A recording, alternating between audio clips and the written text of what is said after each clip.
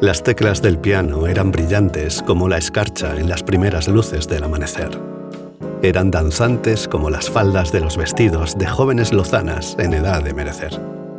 Eran hermosas como solo un alma vieja rodeada de sus iguales puede ser. Ismael no recordaba la última vez que se había sentido parte de algún lugar.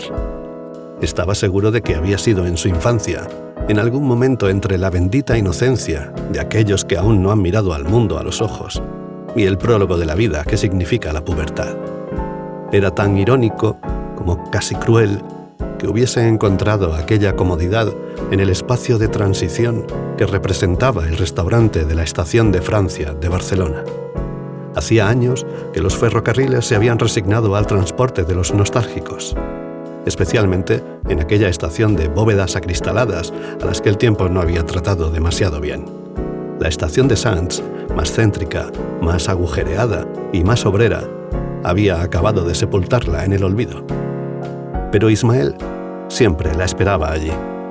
Sabía que ella, al final, aparecería. Enfundada en aquel abrigo que había conocido casi tantos inviernos como la estación, sus tacones acompañarían al magnífico piano de cola de aquel restaurante y los volantes rojos de su vestido harían el mundo menos gris. En realidad, Ismael no llamaba su atención, no la saludaba. No la conocía en ese momento de su vida en el que parecía haberse quedado congelada para siempre. Cuando ella entraba, se limitaba a observar en silencio su transformación.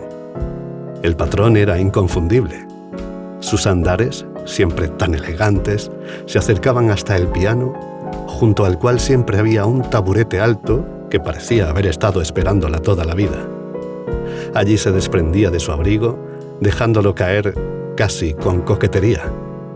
A continuación, sus dedos trazaban en el aire el vaivén de la melodía, entreabría los labios y el mundo contenía la respiración.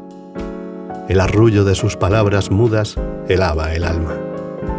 Ismael observaba ese pequeño milagro con un gran peso en el corazón. Sabía que aquella magia acabaría junto a la melodía.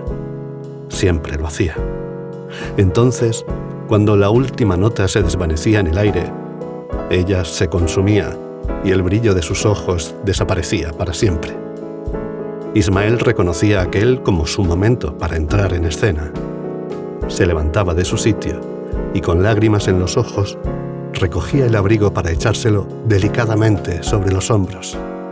Sabía que ella se había ido, perdida de nuevo entre un océano de recuerdos a los que ya nunca volvería a acceder. Como si hubiese sentido la angustia de su alma, la pianista, hasta entonces un personaje vacuo de la representación, se volvió hacia él con aquella mirada que inspiraba tanta lástima como ternura.